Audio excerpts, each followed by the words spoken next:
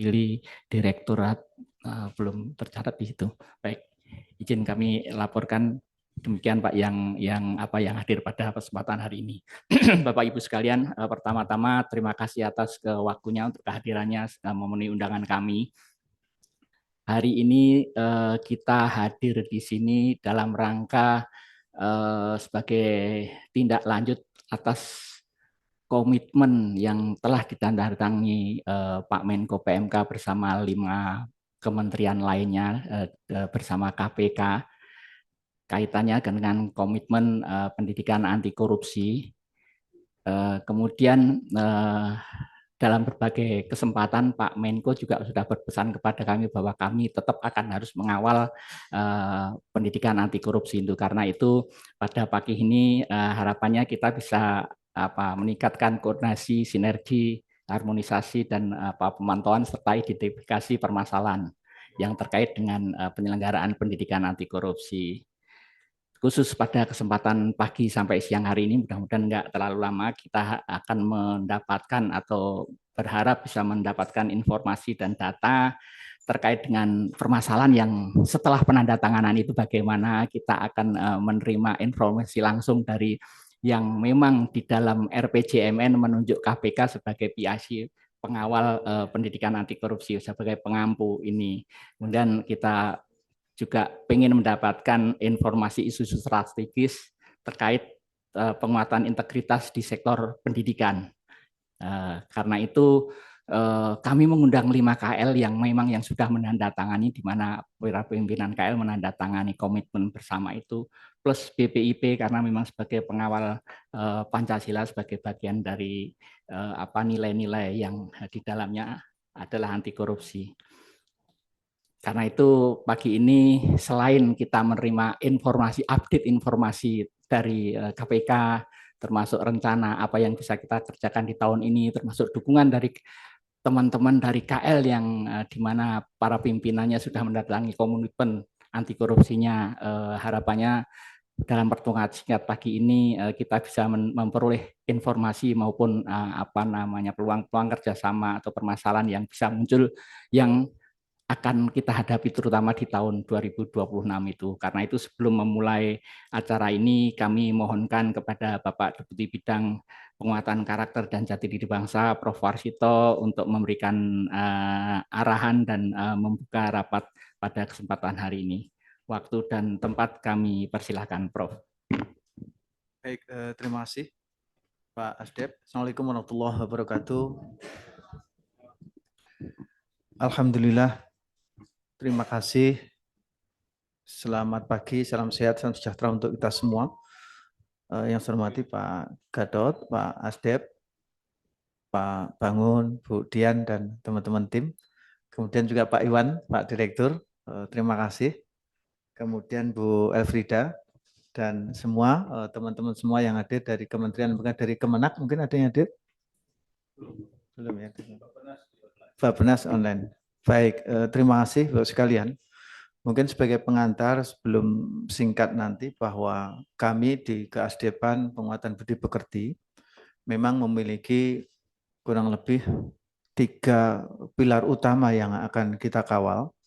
Yang pertama memang pendidikan anti korupsi, yang ini juga intens kami sangat peduli, dan kemudian juga nanti terkait dengan implementasi penguatan literasi pendidikan anti korupsi itu dalam berbagai turunan kegiatan kami nanti akan coba juga di Monef koordinasi ketika di lapangan di daerah kami juga akan mengintegrasikan bidang ini.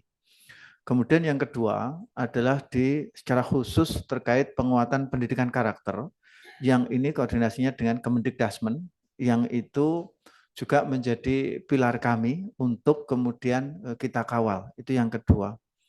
Dan yang ketiga adalah penguatan karakter di ruang digital.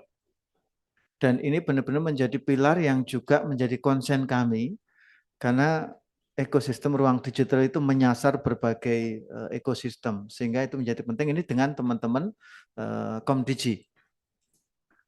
Kemudian yang terakhir, ini adalah kaitan dengan ruang yang di luar itu semua, yaitu kohesi inklusi sosial. Ya, ini dengan teman-teman Kemendagri terutama kaitan dengan indeks pembangunan masyarakat. Paling tidak ada 4 pilar itu di KSDPan ini yang menjadi PR kami, dan tentu ini berdampingan terus dengan BPIP untuk bersama-sama. Oleh karena itu, Bapak sekalian, pagi hari ini kita salah satu topik yaitu terkait dengan pendidikan anti korupsi, dan 4 topik itu memang kami di awal tahun ini kami coba mencari baseline. Kemudian nanti juga bareng-bareng kita berproses dan di akhir kita. Saya kira Ibu sekalian, sesuai latar belakang tentu kita semua sudah menyadari bahwa karakter ini sangat kompleks masalahnya, di mana yang selalu menjadi isu itu adalah tidak linearnya antara teori penguatan karakter itu sendiri dengan praktek yang ada di lapangan maupun dengan yang ada di ruang digital. Ini selalu kontradiktif, distorsi keteladanan dan seterusnya. Ini yang menjadi masalah yang penting sekali. Tidak linearnya, lagi-lagi kalimat saya tadi, antara di ruang ekosistem pendidikan, ruang digital, kemudian juga masyarakat, ini benar-benar membuat kacau tanda kutip perspektif anak-anak kita, sehingga perlu keselarasan itu semua. Dan regulasi ini PR betul, regulasi sejak awal kita bertemu, sudah 1 tahun ini kita belum tanda kutip belum melangkah. Mohon Pak Melki yang mengawal kesatuan tanda kutip regulasi yang sejak awal kita komitmen mau itu juga kita belum bergerak gitu. Lanjut. Kemudian tentu kita semua yang tadi juga sudah saya singgung beberapa poin yang menjadi PR kita ini adalah terkait tentunya orkestrasi lintas sektor untuk kebijakan ini, yang tentu lintas sektor ini salah satunya adalah kaitan dengan nanti dalam regulasi yang harus kita satukan. Kemudian juga PR bersama kita kaitan dengan IPMAS. Kenapa IPMAS ini menjadi penting? Karena pembangunan manusia atau SDM unggul ternyata itu tidak cukup dengan Human Capital Index atau indeks pembangunan manusia, itu nggak cukup. Keberhasilan pembangunan hanya diukur oleh sehat, oleh pendidikan tinggi, oleh ekonomi atau kepekerjaan, itu nggak cukup. Kalau ternyata hidupnya sendiri-sendiri, orangnya nggak memiliki kohesi sosial, inklusi sosial, kemudian keharmonisan itu belum membawa dampak kemanfaatan, pemberdayaan sosial ternyata belum ada, nah itulah yang ada di IPMAS, Indeks Pembangunan Masyarakat. Lanjut. Ini yang sering saya munculkan terus, karena memang ini sejatinya yang kita kerjakan bersama. Ada indeks-indeks yang tiap tahun kita ukur, yang menjadi indikator di RPJMN, yang ini selalu apapun program, kehebatan kita melakukan program, nanti tolak ukurnya kuantitatif, selalu indikator-indikator ini terkait dengan SDM unggul. Ya, maka mari seluruh program kita fokus mengarah ke situ. Ini sebentar lagi saya diminta Kemenpora untuk memberikan poin terkait dengan penguatan karakter kepemudaan. Boleh-boleh saja saya bilang gitu dalam naskah saya. Boleh-boleh saja penguatan karakter di kepemudaan, tapi ujungnya adalah indeks pembangunan pemuda. Kalau ternyata indeks pembangunan pemuda rendah, karena itu sudah holistik. Nah, itu contohnya maksud saya. Kita juga demikian, memiliki program, berbagai program gitu ya terkait, tapi mari kita ibaratnya mencuri stat. Kita tarik indikator-indikator dari apa ini terkait dengan karakter ini, kita tarik ke depan, itulah program kita, itu yang sejatinya diamanahkan di RPJMN. Itu yang selalu kita agak tanda kutip gitu ibaratnya, benar-benar outputnya apa, outcome-nya apa yang kita ingin ukur. Outputnya berupa kuantitatif, outcome-nya tentu kesejahteraan, keadilan sosial, itu outcome, tapi kita tarik ke depan, itulah program kita. Nah, ini indikator outputnya adalah angka-angka itu, kuantitatif itu. Outcome-nya tadi kesejahteraan, keharmonisan hidup itu. Nah, maka demikian juga terkait dengan SDM unggul ini. Gitu. Makanya kerja kita ini benar-benar nggak kelihatan. Beda dengan IPM. IPM itu ketika kemudian pendidikannya naik gitu ya sudah dari 11 tahun kan sekarang ini lamanya rata-rata itu sekolah mungkin nanti jadi 11, sekian.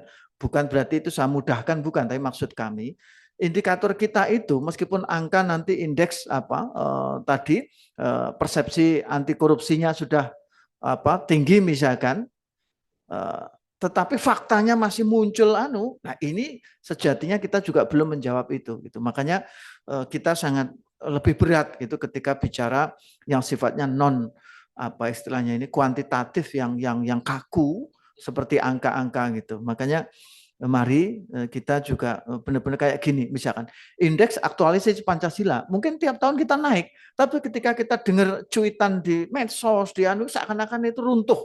Itu makanya kenapa kita itu holistik betul ketika bicara indikator-indikator ini yang terkait dengan karakter, terkait dengan pendidikan anti korupsi. Lah ini juga sangat kita dicoreng dengan berbagai kepala daerah yang baru-baru banyak yang tanda kutip dan masih muda-muda misalkan, itu kan jadi tantangan bersama. Itu maka ini menjadi concern kita bersama. Lanjut.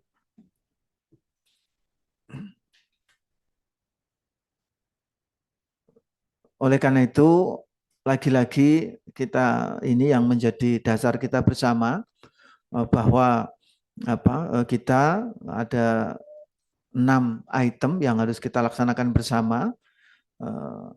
Pendidikan anti korupsi, polanya mungkin perlu inovasi-inovasi yang mungkin di tahun 2026 nanti mohon berkenan Bu Direktur. Kemudian mungkin ada inovasi terkait dengan supaya kita tidak klasik tanda kutip, mungkin sekarang pun juga sudah banyak inovasi pola-polanya, tapi di era generasi anak muda ini kan tentu polanya sangat berbeda. Yang mungkin yang sudah biasa kita lakukan, mungkin ada pendidikan anti korupsi melalui lagu-lagu, melalui drama, melalui lomba-lomba video, atau mungkin melalui film dan seterusnya itu ya, tapi mungkin mari nanti ada nggak tahu saya ide apa lagi itu yang kemudian, karena kami juga pernah koordinasi dengan Puspeka ya, namanya Puspeka kan Pak yang di Kemdikbud itu, Puspeka Bu Prita itu dengan berbagai inovasinya, tapi barangkali kurang tahu saya ada lompatan apa gitu yang barangkali pendidikan anti korupsi ini supaya benar-benar seperti itu loh.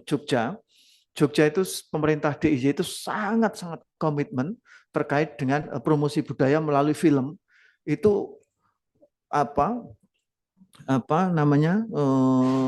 dukungan keistimewaan Jogja itu menggunakan film itu berdampak pada budaya, pariwisata, ekonomi kerakyatan itu luar biasa, dan itu rutin ada hibah itu pembuatan film Jogja. Nah, saya kurang tahu apa gitu barangkali terkait pendidikan anti korupsi ini yang kemudian kita istiqomahkan, dan itu menjadi terus bukan berarti sekarang belum ada, bukan ya, mohon maaf, bukan maknanya gitu, tetapi mari benar-benar ada sebuah lompatan yang unik.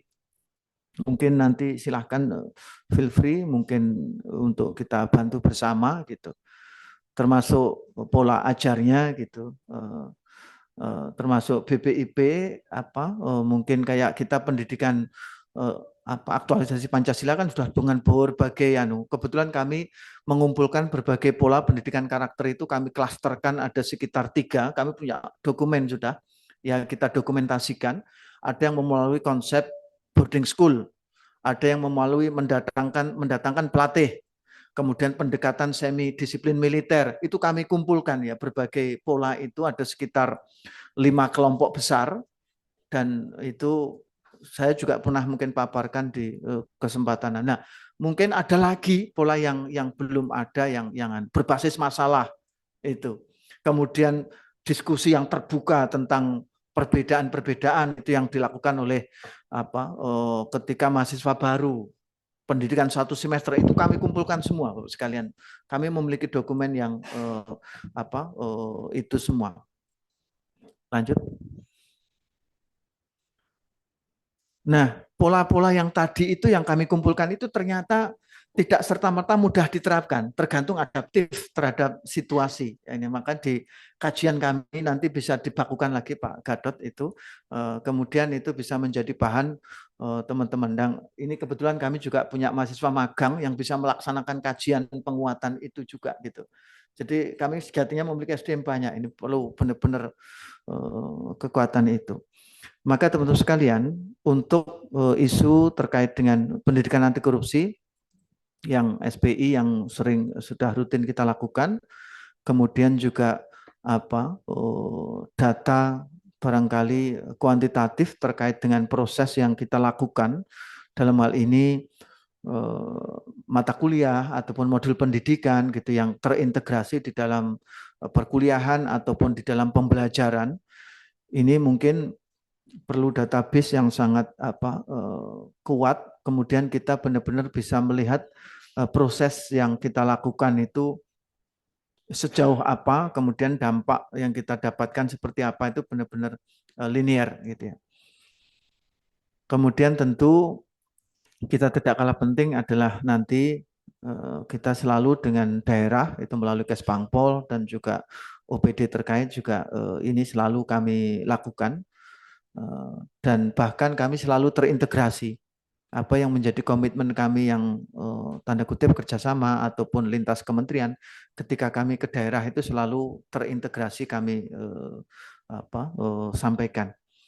Tentu Monef di 2025 ini menjadi penting, kemudian rencana aksi kita di 2026 seperti apa nanti mohon update-nya, dan supaya juga menjadi kalender kami untuk kami dukung bersama.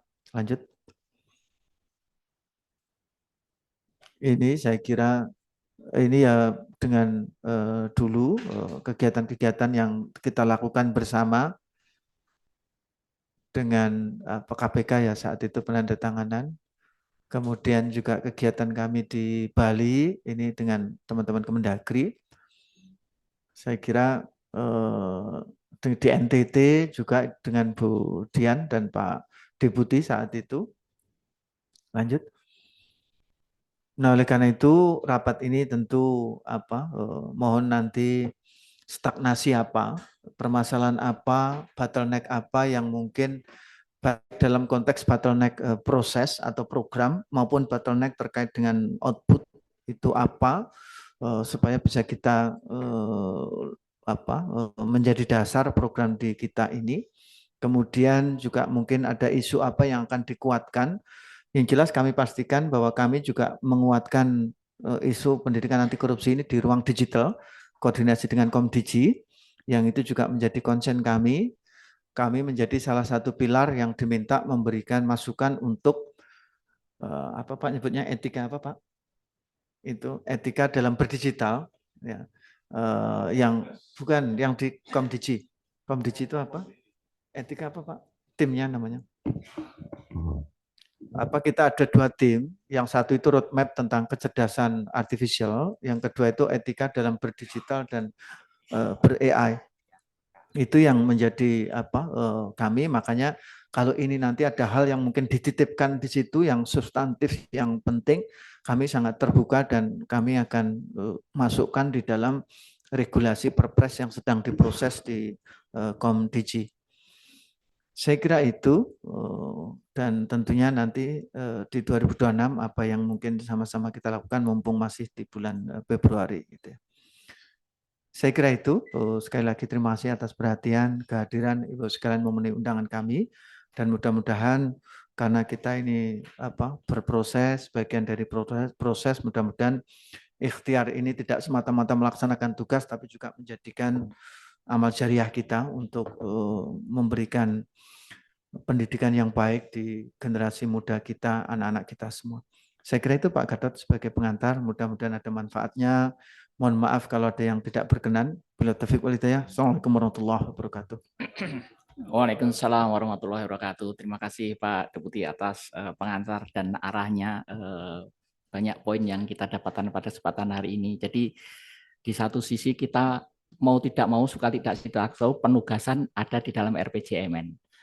Adalah nilai-nilai indikator-indikator yang sudah dituangkan di dalam RPJM. Namun di sisi lain kadang-kadang tadi juga disampaikan fakta yang bicara angkanya sepertinya membaik, tapi masih banyak ditemukan di sana hal-hal yang justru berlawanan dengan nilai yang dicapai itu. Karena itu selanjutnya mari coba kita lihat apa yang sudah kita kerjakan selama ini, terus memang di dalam RPJMN pengampu utama di dalam korupsi itu adalah KPK tentunya. Karena itu kita sebelum kita diskusi kita akan mendengarkan evaluasi capaian termasuk nantinya 2020 mana ke arah mana, terus tadi plus arahnya Pak Deputi di mana bottleneck, di mana dukungan kebersamaan yang bisa diharapkan dari KL-KL yang sudah menandatangani, utamanya yang sudah menandatangani komitmen bersama itu.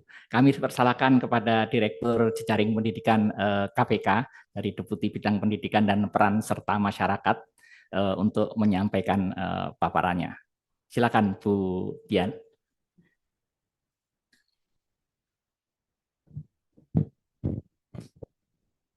Terima kasih. Assalamualaikum warahmatullahi wabarakatuh. Salam sejahtera, Om Swastiastu, Namo Buddhaya, salam kebajikan. Yang terhormat Pak Warsito, Deputi Bidang Penguatan Karakter dan Jati Diri Bangsa. Terima kasih Pak atas undangannya. Bapak Gatot, jabatan yang baru saya belum terlalu hafal tadi ya Pak. Kemudian Ibu Elvida, salam kenal Ibu, Bapak Iwan, juga Bapak Ibu sekalian dari Kemendagri, Kemendikdasmen, Bappenas. Pertama-tama kami mengucapkan terima kasih Pak Deputi atas dukungan Menko PMK atas pelaksanaan pendidikan anti korupsi, khususnya dari Deputi Bidang Penguatan Karakter dan Jati Diri Bangsa. Ini merupakan sangat endorsement sekali buat kami Pak, dukungan terhadap pelaksanaan program pendidikan anti korupsi. Nah, sesuai dengan kemarin undangan dari yang kami terima dari Pak Gatot, mungkin awal kita flashback dulu ya Pak ya, terkait kemarin kami diminta menyampaikan tentang IPAK. Bapak Ibu sekalian, terkait IPAK ini, Indeks Perilaku Anti Korupsi ini, surveinya sebenarnya dilakukan oleh BPS. BPS melakukan survei kemudian untuk 6 dimensi ini. Survei terakhir dilakukan tahun 2024.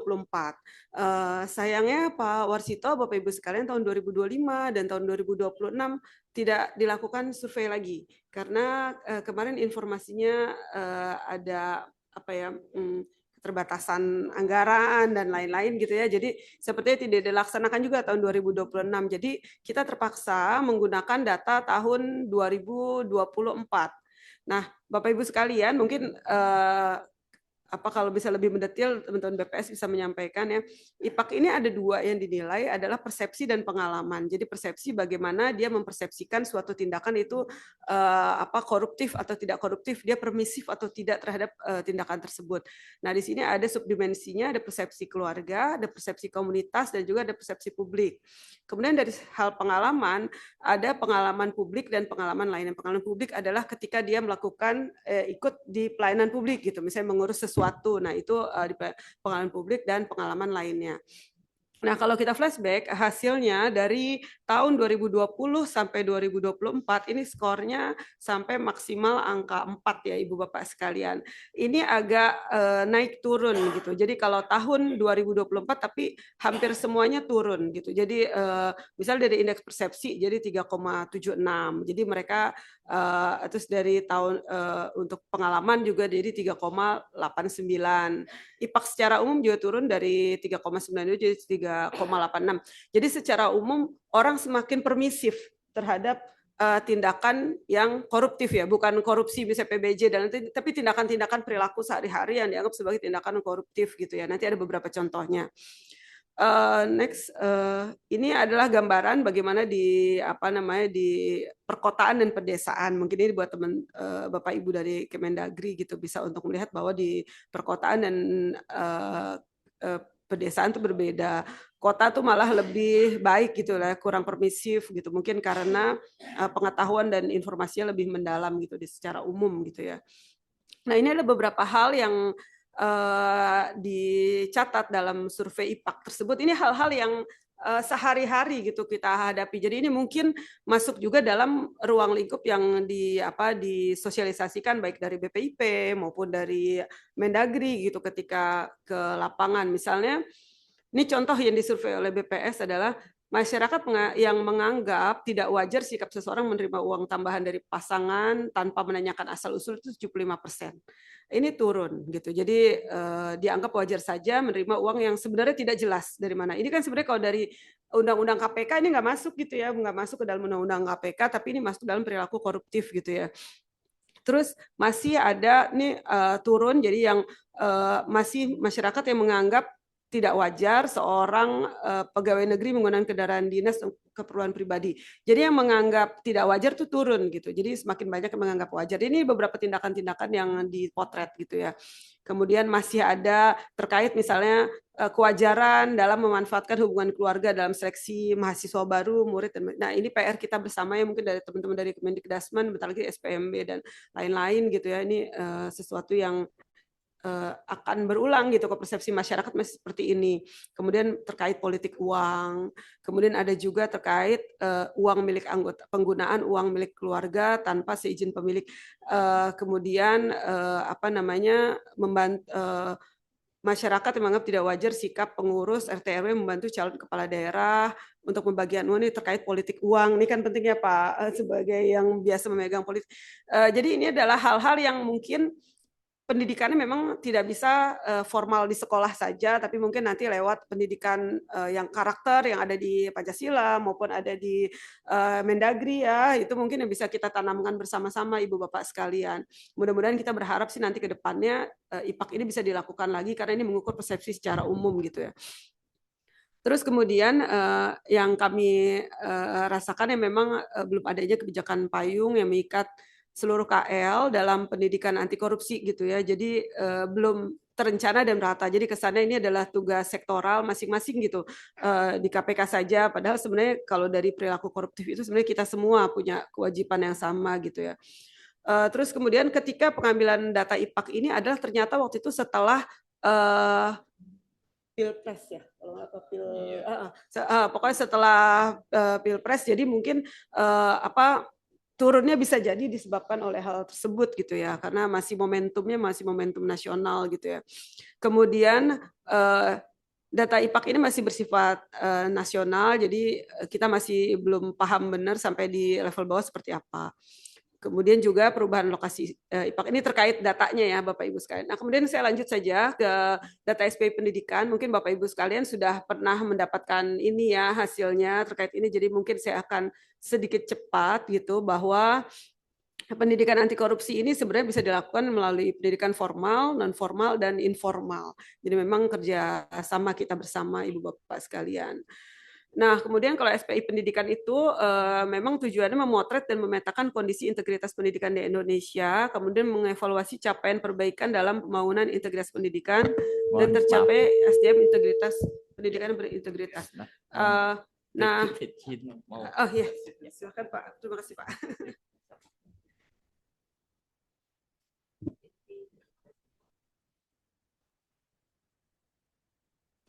Saya lanjut. Nah ini mungkin memang ke depannya mungkin nanti pengukuran bisa bersama-sama. Kami juga sudah menjajaki diskusi dengan Beskap gitu di Kemendikdasmen untuk mungkin ke depan bukan tahun ini, tahun berikutnya mungkin bisa kita pengukurannya bersama-sama. Nah kalau dimensi yang diukur adalah karakter peserta didik, kemudian ekosistem pendidikan di lingkungan satuan pendidikan dan juga tata kelola pendidikan. Nah, berikut hasilnya, mungkin sebagian besar sudah mendapatkan hasilnya. Hasilnya tahun 2000, kita terakhir mengukur tahun 2024. Tahun 2025 tidak mengukur Ibu Bapak sekalian karena Monef saja tahun lalu, dan tahun ini kita akan mengukur lagi. Jadi sebagai info Ibu Bapak yang ada di Kemendagri bahwa tahun ini kita akan mengukur lagi Pak Bangun, jadi nanti mungkin di daerah juga dinas-dinas akan menanyakan dan ini akan kita lakukan lagi. Jadi kalau tahun 2024 indeksnya capaian baru 69,50 dari skala 100 gitu. Di karakter 78, ekosistem 71 dan yang paling rendah adalah di tata kelola 58,68. Jadi ini adalah PR kita bersama terkait tata kelola di level lembaga pendidikan gitu ya. Kemudian setelah itu tadi kan di tayangan Pak Waristo setelah pertemuan kita kemarin seperti apa gitu ya. Nah, dari data kami melakukan MONEF, apakah hasil SPI Pendidikan 2024 dilakukan oleh instansi pengampu. Berdasarkan catatan kami, 41% instansi, ini levelnya Dinas Pendidikan Kabupaten Kota dan Dinas Pendidikan Provinsi sudah menyusun rencana aksi gitu. Dan 28%-nya telah menindaklanjuti atau mengimplementasikan. Jadi paling tidak sudah ditindaklanjuti dari hasil SPI pendidikan tersebut, Ibu Bapak sekalian. Demikian laporan kami. Dan kemudian kalau dari hasilnya, waktu itu isu integritas yang sama-sama kita hadapi bersama adalah pertama adalah kejujuran akademik. Jadi masih terjadi kejujuran akademik dari level dasar, menengah maupun tinggi. Jadi terkait menyontek, plagiasi dan lain-lain. Terus yang kedua terkait kedisiplinan pendidik. Jadi bukan hanya siswa yang dilihat, juga pendidik. Terus kemudian pengelolaan dana BOS. Nah ini kan juga mungkin salah satu yang diawasin oleh teman-teman di Kemendagri gitu ya. Terus kendala utama implementasi rencana aksi, misalnya Kesatuan Pendidikan atau Dinas untuk melaksanakan implementasi rencana aksi yang mereka laporkan gitu ya. Alasan kendalanya adalah keterbatasan anggaran, waktu, dan SDM pelaksana. Tapi ini sementara data hasil laporan ya Ibu Bapak sekalian. Sebagai kesimpulan kami adalah tindak lanjut SP pendidikan sudah masif tapi memang belum strategis karena masih belum ada perubahan kelembagaan. Makanya mungkin kami berterima kasih atas upaya yang dilakukan Kemenko PMK untuk mungkin kita mensinergikan upaya kelembagaan yang kita lakukan.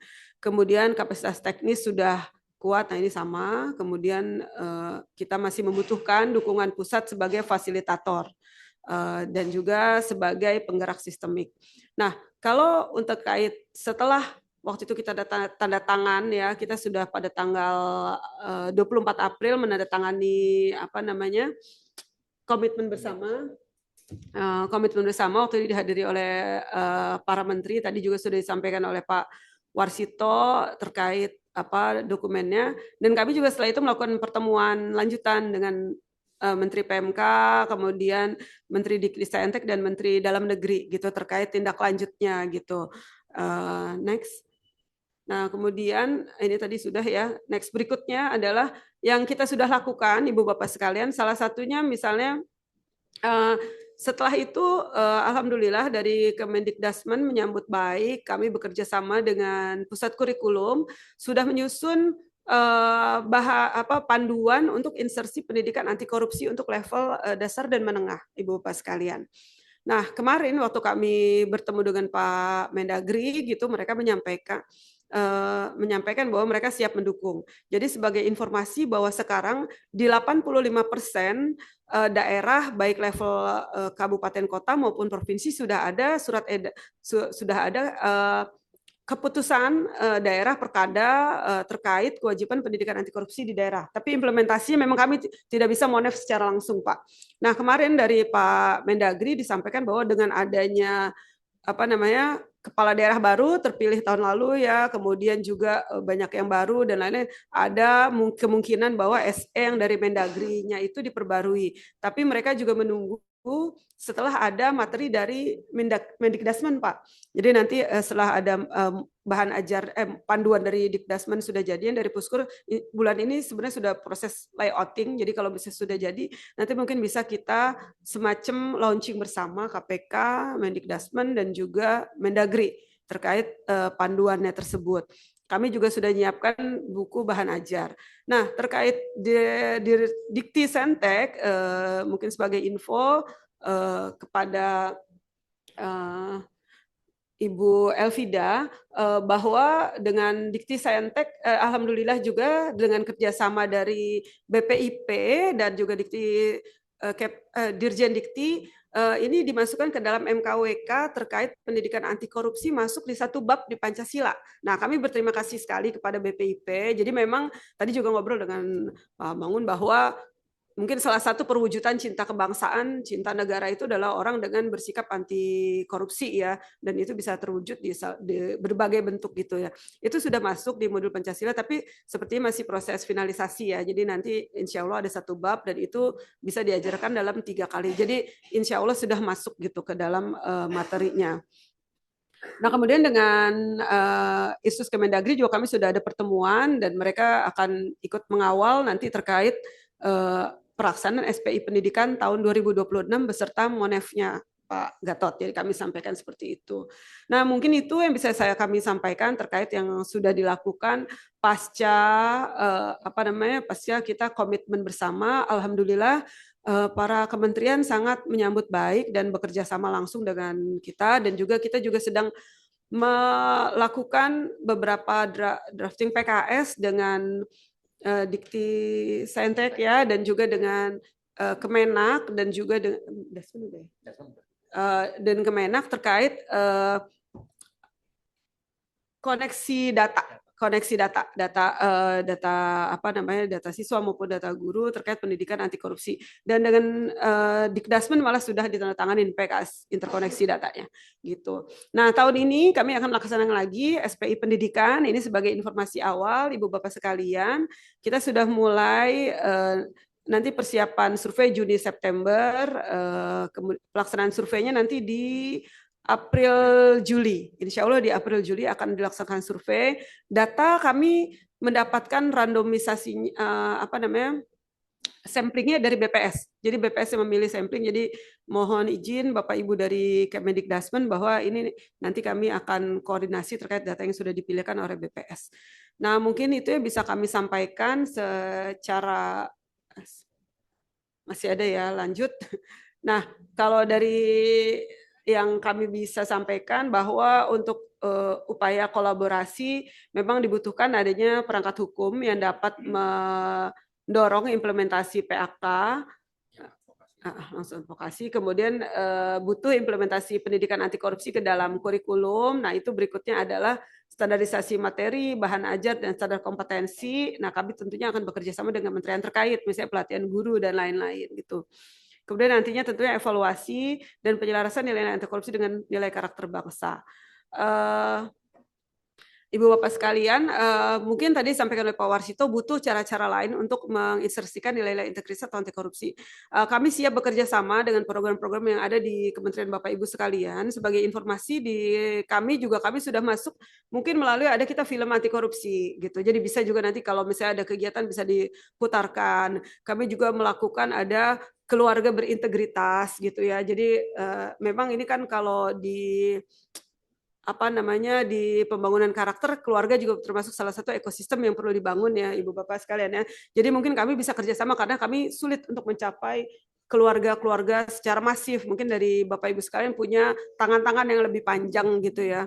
Terus kita juga ada program misalnya kompetisi sosmed gitu kepada teman-teman mahasiswa gitu untuk mereka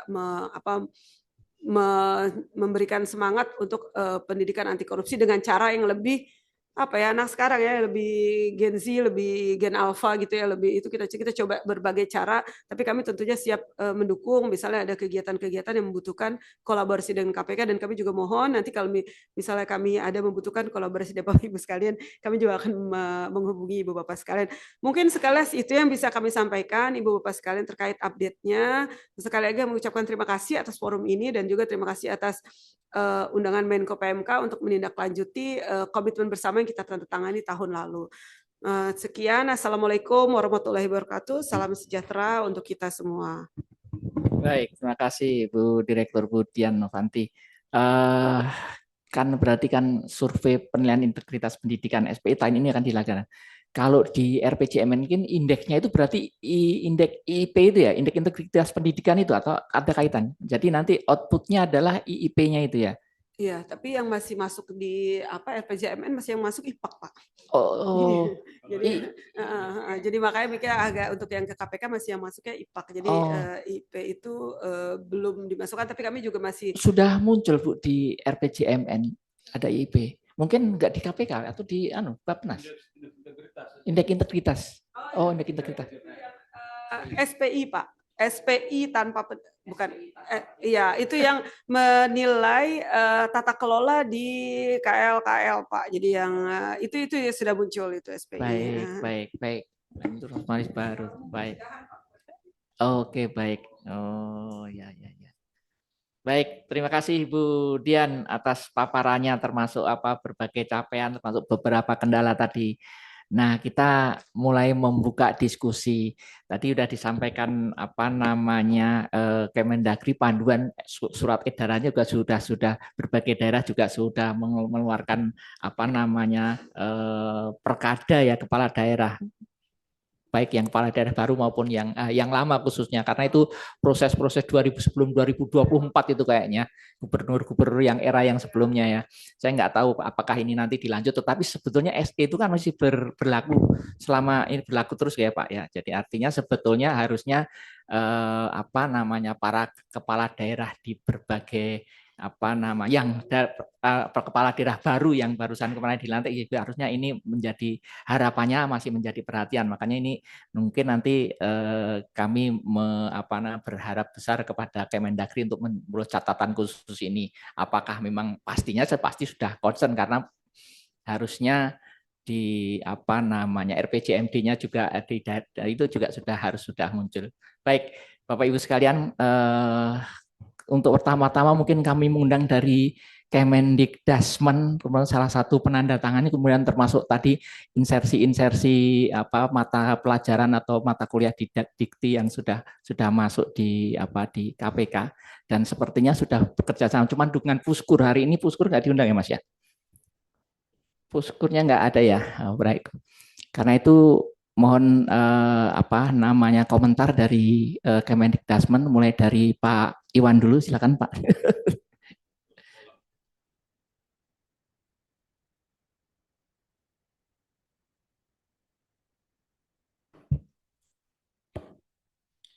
Bismillahirrahmanirrahim. Assalamualaikum warahmatullahi wabarakatuh.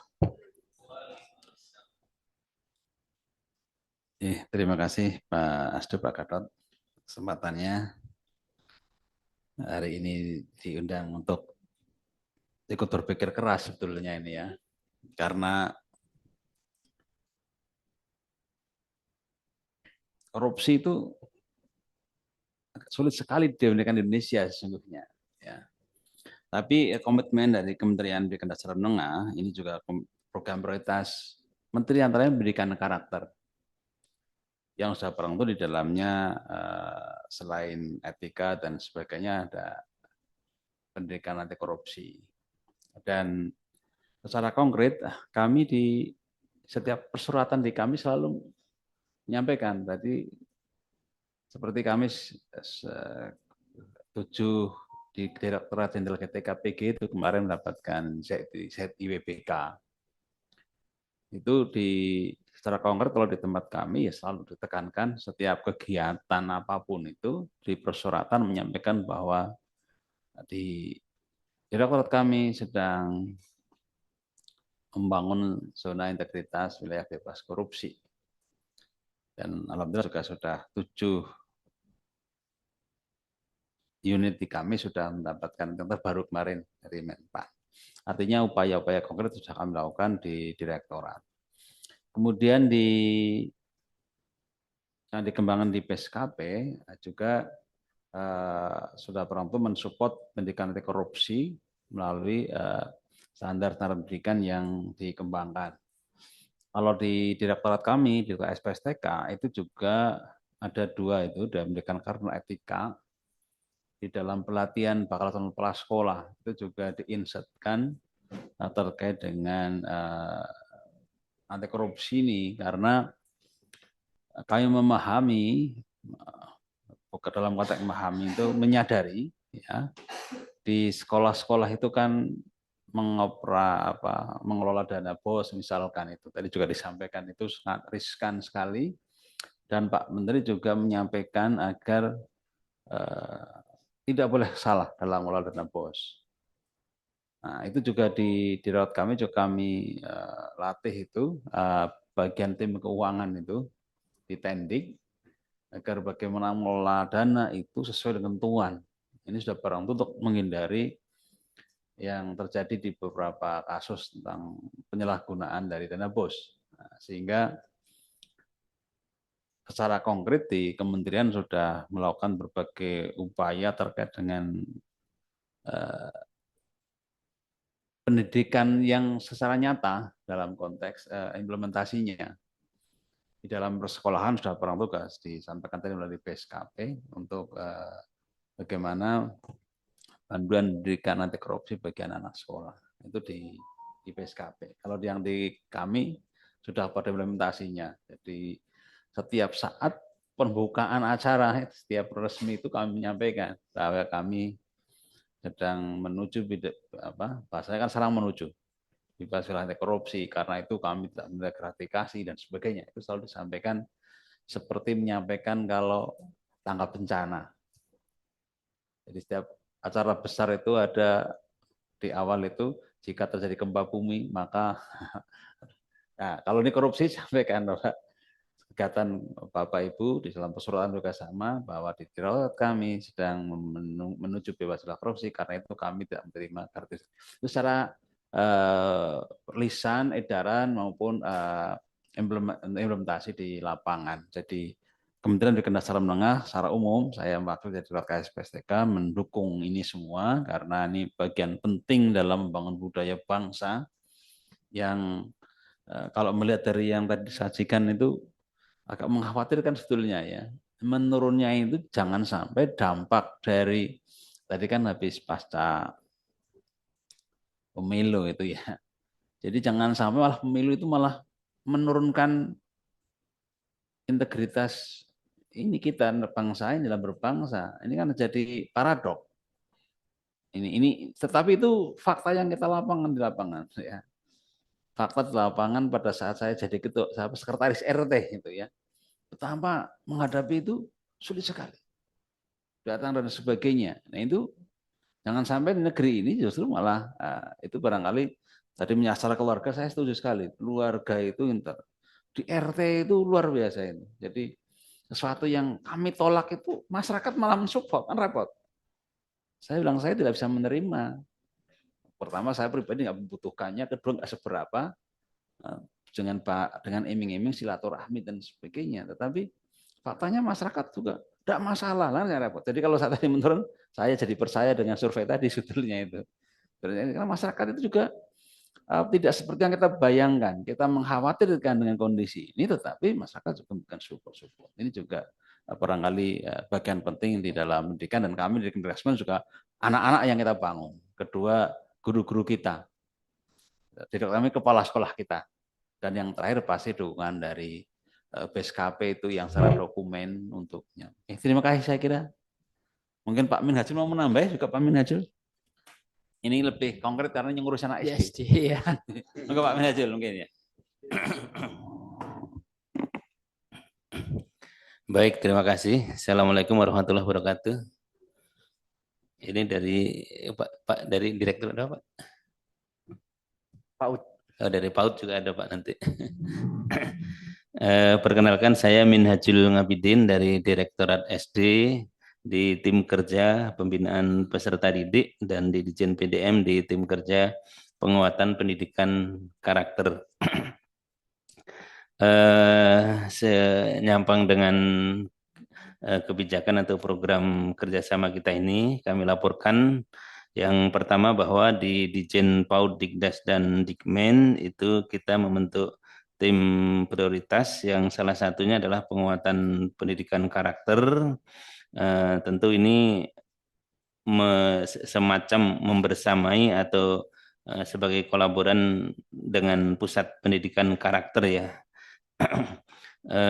Kemudian di masing-masing direktorat teknis baik di PAUD, SD, SMP maupun SMA seperti itu ada sekian tim kerja, yaitu revitalisasi sekolah, digitalisasi pembelajaran, wajar 13 tahun dan penanganan anak tidak sekolah, dan satu lagi adalah pembinaan peserta didik. Nah, pendidikan karakter ini masuk di pembinaan peserta didik dengan kegiatan-kegiatan antara lain adalah implementasi 7 kebiasaan anak Indonesia hebat, kemudian kesehatan sekolah yang tidak cuma bicara tentang kesehatan fisik tapi kesehatan mental juga, karena anak-anak kita saat ini tantangan kesehatan mentalnya juga tinggi. Kemudian penguatan ekskul, pengembangan talenta, kemudian penciptaan sekolah aman nyaman, dan satu lagi adalah pencegahan dan penanganan isu-isu nasional di dalam hal ini antara lain judi online termasuk anti korupsi ini gitu. Kemudian boleh kami laporkan baik di jenjang PAUD, SD, SMP maupun SMA itu ada pembinaan peserta didik melalui gurunya, melalui sebuah tim gitu, yang nanti mungkin dari teman-teman direktorat kalau ada yang ingin menambahkan ya, yang saya tahu adalah kalau di SMA itu ada duta SMA, di SMP ada bintang sobat SMP, di SD kami menyebut sahabat SD.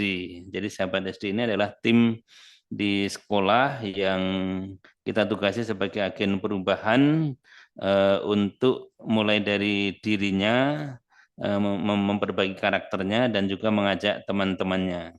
Nah, bagian dari yang kita sampaikan dari kegiatan pembekalan sahabat SD ini adalah pendidikan anti korupsi.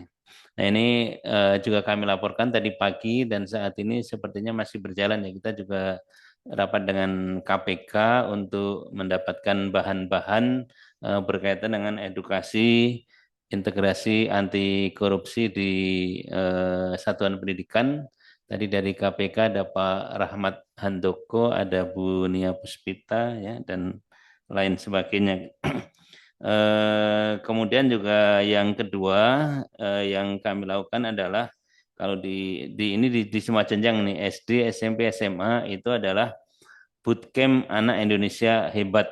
Jadi bootcamp ini pelatihan intens kepada tim yang dikirim oleh sekolah seperti itu untuk pelaksanaan anak Indonesia hebat.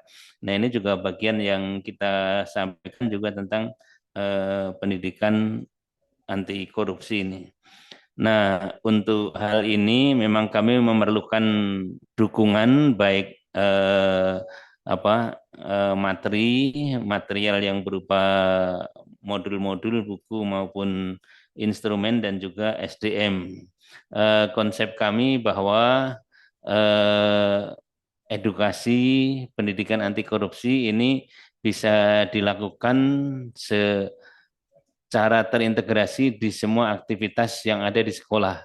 Jadi di intrakurikulernya, di kokurikulernya, di ekstrakurikulernya, dan juga di pembiasaan sehari-hari. Nah, ini memang kita nanti akan memerlukan pengembangan lebih lanjut modul bagaimana melatih guru mengintegrasikan pendidikan anti korupsi ini ke dalam pembelajaran, ke dalam kegiatan kokurikuler dan ekstrakurikuler secara pembiasaan. Yang sedemikian hingga nanti tidak terkesan menambahkan materi. Jadi tetap mengajar matematika, tetap mengajar IPA, tetapi ada muatan-muatan pesan tentang integritas dan kejujuran dan lain sebagainya yang merupakan nilai-nilai utama dari pendidikan anti korupsi. Mungkin sementara seperti itu yang bisa kami laporkan. Terima kasih. Assalamualaikum warahmatullahi wabarakatuh. Waalaikumsalam warahmatullahi wabarakatuh. Terima kasih Pak Minhaj, salah satu ketua ini ya berarti di tim prioritas tadi ya, tim kerja prioritas tadi ya Pak. Iya, iya. Kalau yang dari tadi satu direktorat lagi yang PAUD. Oh, PAUD. Monggo silakan Pak. Baik, terima kasih waktu dan tempat yang dipersilakan kepada saya. Bismillahirrahmanirrahim. Assalamualaikum warahmatullahi taala wabarakatuh. Mohon izin saya dari Direktorat PAUD Kemendikdasmen. Nama saya Pak Febi Triminur Haryanto. Kebetulan saya juga di tim kerja peserta didik Direktorat PAUD ya Pak ya. Terkait dengan pendidikan anti korupsi ini, memang dari kami dari Direktorat PAUD mungkin sebelum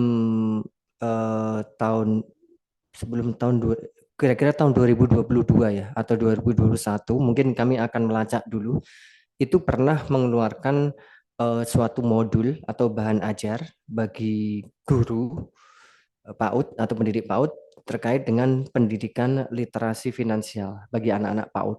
Jadi pendidikan finansial ya. Jadi di situ maknanya materinya terkait dengan untuk menabung, kemudian kegiatan untuk berhemat, dan tidak suka boros. Nah itu. Nah di situ juga diterapkan juga di modul literasi finansial itu untuk anak-anak PAUD itu, anak-anak PAUD diajarkan untuk kejujuran, Pak. Untuk membeli di kantin misalkan begitu, seperti itu, kejujuran di situ ditanamkan karakter juga di sini. Nah, memang untuk pendidikan anti korupsi ini sejak dini cukup bagus ya kalau memang ini diterapkan di anak usia dini. Kami sangat sekali untuk merespon positif sekali untuk pendidikan anti korupsi ini ke dalam materi ya, materi pembelajaran ya, terutama untuk guru-guru pendidik PAUD untuk pendidikan finansialnya ya, termasuk di situ ada perilaku, dikenalkan kepada anak-anak PAUD untuk apa namanya, tidak suka seperti pemborosan seperti tadi itu, kemudian tidak suka mencuri ataupun bagaimanapun itu akan dikenalkan di modul tersebut. Nah kemudian memang kami sementara ini memang sudah sedikit juga kerjasama dengan Puspeka, Pusat Penguatan Karakter, yang sering mengundang kami untuk berdiskusi ya, membahas tentang pentingnya pendidikan anti korupsi di sekolah ya, yang terutama membentuk karakter anti korupsi sejak dini untuk menyiapkan generasi muda yang jujur dan berintegritas seperti itu ya. Nah, diharapkan nantinya karakter yang tertanam pada anak usia dini akan melekat kuat dalam batin dan pikiran, bahkan bisa saja menjadi prinsip dalam menjalani kehidupan. Nah, itulah pada masa PAUD pembentukan karakter lebih besar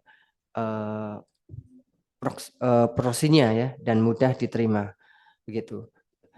Sementara ilmu pengetahuan yang diterima pada masa PAUD itu lebih sedikit porsinya, karena memang kalau untuk di anak-anak PAUD itu lebih ke, daripada ilmu pengetahuan adalah lebih ke pembentukan karakternya seperti itu. Nah nanti diharapkan manfaat dari pendidikan anti korupsi ini adalah membantu menciptakan generasi yang sadar akan dampak negatif dari korupsi, kemudian menguatkan budaya anti korupsi dan juga membentengi generasi penerus bangsa agar tidak terjerumus dalam korupsi. Nah, inikah kami sudah berkolaborasi dengan Puspeka terkait dengan pendidikan anti korupsi di sekolah, khususnya untuk anak-anak PAUD. Mungkin seperti itu yang bisa saya sampaikan kepada Bapak Ibu semua. Terima kasih. Wabillahi taufiq walhidayah, wal inayah. Assalamualaikum warahmatullahi taala wabarakatuh. Waalaikumsalam warahmatullahi wabarakatuh. Terima kasih Pak Febri dari PAUD atas informasinya. Dari Kemendikdasmen mungkin masih ada atau kita lewatkan dulu. Kami harap sekarang dari Kemendagri yang memang menjadi tangan paling panjang. Ya.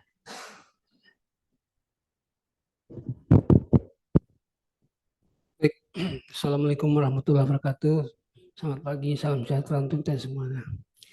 Yang kami hormati Pak Gatot dan teman-teman semuanya dari Kemenko PMK yang telah memperpakasai kegiatan ini, dan Ibu Deputi, Ibu Direktur, kemudian yang mungkin ini kedua kalinya Bu ya.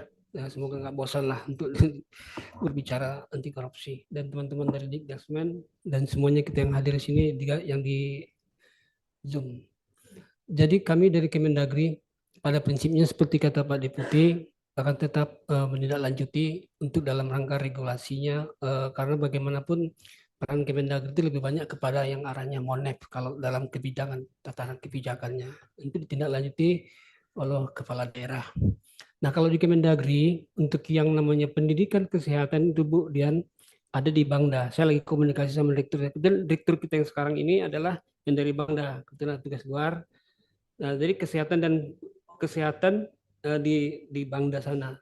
Nah, sedangkan kita di Kesbang Pol atau Polpum ini lebih banyak kepada yang namanya Undang-Undang 23 Pemda itu dia masuk kepada aspek pasal 25-nya itu ya tentang wawasan kebangsaan yang wasnas dan sebagainya yang menyangkut kesatuan bangsa. Tapi dalam kolaborasi ini yang ingin kami katakan, Kemendagri itu khususnya karakter bangsa itu ada di kami. Dan kebetulan saya hampir 6 tahun saya di kebijakan politik dan sekarang saya lebih banyak kebijakan wasbanknya dan karakter dan wasbank. Saya berkali-kali kalau ke daerah pertanyaan tentang korupsi, Bu. Kemarin saya baru di Tangerang, turun kumpuli anak sekolah, kurang lebih banyak lah saya pikir dari beberapa sekolah SD. Aneh, masih kecil sudah bertanya, Pak, tadi Bapak bicara Pancasila bagus loh, Pak. Iya, tapi kok tetap ada korupsi, dia bilang gitu. Masih kecil, masih kelas 6, Pak. Saya jawab begini, di kami jadi pegawai negeri nggak ada diperintahkan korupsi. Nah, saya tanya, Dek, kamu 2 orang sama, kamu diajak ke pasar sama ibu kamu. Iya, Bapak, ibu kamu beli pisau. Terus pisau ini titip, ibu kamu nggak pulang. Di tengah jalan pisau yang kamu pegang, kamu nusuk orang. Ada nggak perintah ibunya nusuk pisau orang? Nggak ada, Pak. Korupsi seperti kejadiannya. Tantangan dan peluang itu yang membuat dia berbuat tertindak. Nah, kembali kepada manusianya. Nah, kalau di tingkat PAUD dan sebagainya kan lebih mengarah kepada penanaman karakter, Pak ya. Jadi pendidikan. Nah, tadi itu saya bilang kalau ke daerahnya itu pendidikan tentu tadi teman-teman dari Dikdasmen sudah berbicara. Nah, kalau kami dari ke aparaturnya memang nggak langsung dikatakan korupsi, Bu. Integritas tata kelola anggaran gitu. Karena mereka yang megang untuk dalam rangka korupsi itu kan pasti pengambil alihan penggunaan APBD atau keuangan yang tidak sah menurut aturan kan itu indikasinya seperti itu. Jadi ada 2 sisi, pertama penanam karakter dan kalau khusus di Direktorat BIKW karena membina ideologi karakter dan wasbang, memang kita untuk menanamkan itu. Nah terakhir ini karena ada Pak Presiden Indonesia Asri, kita setiap kegiatan mohon Pak, aneh Pak Gatot dari dulu yang instruksikan kita. Nah mungkin hal seperti ini nanti dengan teman-teman Dikdasmen bisa kita nanti dibuat seperti apa gitu kalau setiap ada kegiatan apapun itu di OPD itu disembunyikan masalah jangan seperti itu tagline seperti yang tadi kata Pak Deputi pakai sekarang pakai medsos Bu. Sekarang kalau kita buka PDF kita yang muncul itu pinjol semua kan. Bu ya sebelum kita habiskan wah ini kok tinggi terus gitu. Nah bagaimana itu Komdikti itu saya udah bilang teman-teman begitu muncul jangan loh seperti gitu kayak orang bercanda gitu kan. Jangan ambil itu bukan hakmu seperti gitu. Bisa nggak seperti kita bikin gitu? Mereka kan selalu jangan pinjol gitu. Muncul itu gitu. Nah itu kekalahan kita di era dalam rangka mensosialisasikan apa-apa yang menyangkut masalah-masalah anti korupsi ini. Tapi di sekolah itu kalau misalkan saya datang selalu pertanyaan gitu. Kalau kita udah ngomong bagus-bagus kita bilang gitu kan, Bapak bagus bicaranya nih Pancasila gini, tapi tetap ada korupsi saya bilang gitu. Dan saya bilang ada rumah sakit, ada. Tiap hari ada orang sakit kan, tapi kita perlu bagaimana jangan sakit. Itu saya bilang kan kalau untuk membicarakan ke anak-anak sekolah itu kan harusnya ekstrim kan. Nah, kamu mau sakit? Enggak. Nah, karena ada rumah sakit, inilah yang anti korupsi itu. Ada lembaganya KPK gitu. Udah sampai ke situ. Karena dunia maya sekarang ini sudah nggak bisa lagi ke anak kecil sekarang udah tahu ada persoalan-persoalan bangsa ini. Cuman saya bilang gitu. Dari dulu saya sudah penasaran Bu. Sebenarnya hanya satu yang perlu kita galakkan ke depan ini termasuk Pak Gatot ya kita budaya malu. Saya dari dulu bilang gitu bagaimana kita ciptakan satu seperti buku atau apa itu budaya malu. Apa-apa yang bisa memalukan itu dibukakan di buku itu konkret gitu. Jadi kalau kita kan mungkin lebih banyak kepada perspektif regulasi dan sebagainya. Mungkin oke lah ke aparatur gitu. Ke masyarakat, ke ibu-ibu tadi kita diskus gitu Bu ya, yang saya bilang itu kan anak kamu baru masuk dia 3 tahun pegawai negeri udah punya mobil, udah punya ini. Itu kan salah satu indikasi persepsi ya, yang membuat orang itu, oh ya benar juga ya. Nah, ketika ada peluang, kata Bang Nafi kan, ada kesempatan, ada peluang di situ. Nah, hal ini sederhana. Jika kita tidak tanamkan dari sekarang untuk tahun 2020 tahun ke depan, kita bisa mengantisipasi anti tadi. Kan yang kita bicarakan anti ini kan. Nah, kalau korupsi itu pasti ada. Antinya ini yang kita munculkan. Sehingga tidak sampai kepada yang kita inginkan. Kami Kemendagri nanti akan saya lihat nanti kemajuannya Bu sampai di mana. Karena lebih bagus nanti saya cek datanya semuanya. Nanti kita sering ketemu juga dalam rangka sosialisasi yang lain dan sebagainya. Dan komunikasi kami juga dengan PMK. Nanti akan kita lapor juga Pak Gatot untuk ke Deputian sini. Sehingga nanti kita satu informasi yang bisa kita pegang gitu. Jadi tidak hanya dia sebatas apa-apa yang kita ucapkan tidak menjadi komprehensif. Mungkin sementara itu Pak Gatot. Terima kasih. Baik, terima kasih Pak Bangun. Sekarang kami mintakan pendapat kepada Bu Elvida, Direktur Evaluasi pada Deputi Bidang Pengendalian dan Evaluasi BPIP. Jadi tadi semua disampaikan anti korupsi, tapi sebetulnya itu semua kan adanya di dalam Pancasila. Meskipun BPIP belum termasuk yang penandatangan ya, bisa jadi penandatangan komitmen, tapi memang sengaja kami ngundang khusus BPIP ini dalam rangka memang kami kan di Direktorat di Kedeputian yang karakter kita itu adalah Pancasila dan kami erat dengan BPI. Monggo Ibu Direktur, Bu Elvida.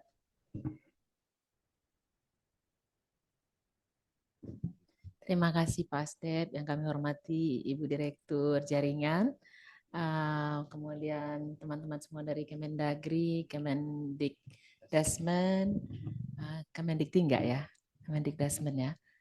Oke. Bappenas ada? Oh oke. Dari Bappenas juga. Assalamualaikum warahmatullahi wabarakatuh.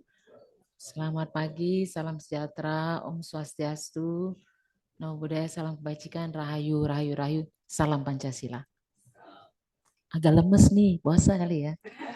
Sekali lagi ya Bapak Ibu, salam Pancasila. Terima kasih.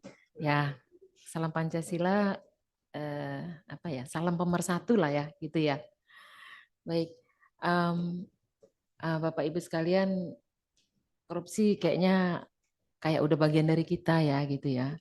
Jadi kayak yang bukan hanya kita sebagai aparatur ya, kita sebagai warga negara biasa juga kayaknya tidak bisa terlepas dari itu, mulai dari yang sederhana, anak-anak kita gitu ya Bapak Ibu. Saya terkesan teringat pada pernah ada seminar yang dilakukan KPK, webinar tepatnya pada saat COVID. Narasumber itu orang asing gitu ya Pak.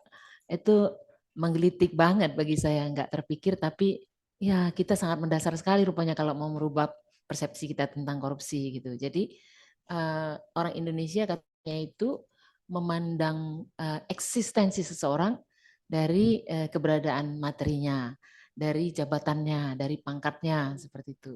Sehingga kalau makin berjabatan, makin berpangkat dan berapa banyak yang disumbangkan. Nah, ini lagi yang tricky, berapa banyak yang disumbangkan seperti itu ya. Jadi, aduh, ternyata sangat mendasar. Di situ dibilang kita diprotes kalau kita tidak memasukkan kenalan kita. Kan bisa kita bayangkan ya Bapak Ibu, kita di keluarga gitu, percuma di situ gitu kan. Ya kita pun kayak tertanam, tapi pada saat itu saya merasa, oh iya, ternyata itu bagian dari praktek korupsi juga ya gitu. Padahal itu kita merasa luhur kan gitu, bahwa kita memikirkan saudara-saudara kita yang belum punya pekerjaan kayak gitu kan. Kita merasa itu luhur, tetapi ternyata dekat sekali dengan praktek korupsi juga ya ternyata, integritas gitu. Dan perjuangan kita adalah perjuangan, saya bilang perjuangan ideologis lah ya gitu. Tapi saya nggak mau lama-lama di wilayah filosofis itu, kita langsung ke tata kelolanya. Jadi BPIP sebenarnya di dalam arah kebijakan pembinaan ideologi Pancasila itu ada 5 isunya, yaitu penyelenggaraan negara 1. Jadi tampaknya beda mazhab kita dengan pada zaman BP7, situ kan Pak moral pribadi kita yang banyak pendidikan moral Pancasila, kemudian penataran P4 lebih kepada kita secara personal gitu. Nah yang sekarang ini mazhabnya itu melengkapi, selain daripada moral personal pribadi juga moral publik. Jadi penyelenggaraan negara itu kan pelayan publik ya, jadi harus bermoralkan Pancasila juga. Saya sendiri nggak penyusun arah kebijakan ini, tapi penyelenggaraan negara dibuat nomor 1 seperti itu. Jadi negaralah yang harus pertama bergerak menjadi inspirasi untuk kita mengharapkan rakyat kita bisa menjadi Pancasilais, kira-kira begitu. Demikian juga mungkin anti korupsi ini, kalau kita menunjukkan perilaku teladan, maka mereka akan meneladani kita. Jadi dimulai dari yang pucuknya banget. Itu salah satu strategi BPIP dan bukan kebetulan di RPJMN juga menjadi prioritas. Nah, itu target kita kepada aparatur.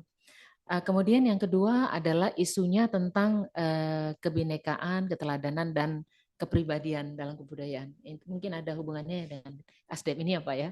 kepribadian Indonesia. Ketiga adalah isu sistem pendidikan dan iptek gitu. Nah, di dalam salah satu sasarannya disebutkan terwujudnya pendidikan dan pelatihan dalam kehidupan nasional yang mendorong pengembangan kemampuan dan pembentukan karakter. Jadi memang dalam bina ideologi juga ada pembentukan karakter serta peradaban bangsa yang bermartabat dalam rangka mencerdaskan kehidupan bangsa. Dengan kebijakannya tentu ini tidak terbatas ya. Salah satu kebijakannya mengembangkan materi dan metode pembelajaran Pancasila dalam lingkup pendidikan formal, non formal dan informal. Dengan begini saya kemudian jadi masuk ke BTU ya, teman-teman dari Kemendikdasmen. Selama ini kolaborasi BPIP dan Kemendikdasmen untuk memperjuangkan supaya pendidikan Pancasila yang sudah dicanangkan melalui PP 4 2022 ya. 2022 tentang Standar Nasional Pendidikan menyebutkan pendidikan Pancasila itu masuk lagi menjadikan pendidikan dulu apa ya Pak? Civic ya. Pendidikan kewarganegaraan. Dulu pendidikan Pancasila dan kewarganegaraan. Sekarang menjadi pendidikan Pancasila saja dan kewarganegaraan menjadi bagian dari pendidikan Pancasila seperti itu. Nah, tetapi dan di dalamnya saya ada konten tentang korupsi. Itu ada di pendidikan yang levelnya menengah atas. Nah, mulai dari kelas 10 itu menekankan pada permainan peran. Permainan peran gitu, bagaimana tindakan korupsi dalam kehidupan sehari-hari gitu ya. Jadi setelah mereka mempelajari tentang apa itu korupsi, kemudian ada permainan peran. Jadi memang BTU ya, BTU ini 70% adalah praktek, 30% adalah teori seperti itu. Demikian juga pada kelas 11 dan kelas 12 materi tentang korupsi sudah ada. Namun demikian kita sama-sama prihatin dengan teman-teman dari ini ya, dari Kemendikdasmen. Ternyata tidak mudah Bapak Ibu cita-cita ini. Saya ingat pertama kali kami di BPIP, 2 pertanyaan utama yang ditanyakan adalah kapan pelajaran PMP dan kapan penataran P4 gitu. Nah, surprisingly ternyata pendidikan PMP atau namanya sekarang pendidikan Pancasila itu ternyata tidak mudah diimplementasikan ya gitu. Jadi ini tantangan bagi kita dan mungkin kami sampaikan juga kepada Kemenko PMK ya untuk mungkin bisa mendukung lah kita dalam hal ini karena pendidikan korupsi ini bisa dimasukkan dalam konteks pendidikan Pancasila gitu. Nah, pendidikan Pancasila ini kan untuk pembentukan karakter. Jadi kalau misalnya kita kayak seperti tadi MKWK pendidikan tinggi kita sudah langsung masukkan pendidikan korupsi di dalamnya. Why not untuk pendidikan korupsi pada pendidikan Dikdasmen kita memang belum buat PAUD ya. Dikdasmen kelas 1 sampai 12 itu kita secara strukturkan di sana. Jadi enggak keleleran gitu. Ada ini. Walaupun kita tahu bahwa kami pun pendidikan Pancasila tidak eksklusif diajarkan pada saat pendidikan Pancasila, tapi juga diajarkan pada pendidikan-pendidikan lain. Misalnya ya pendidikan fisika begitu. Nah supaya nanti kalau lu udah ahli fisika lu jadi nggak pembuat bom gitu kira-kira ya. Jadi ada unsur kemanusiaan yang nilai-nilai kemanusiaan yang diajarkan di sana.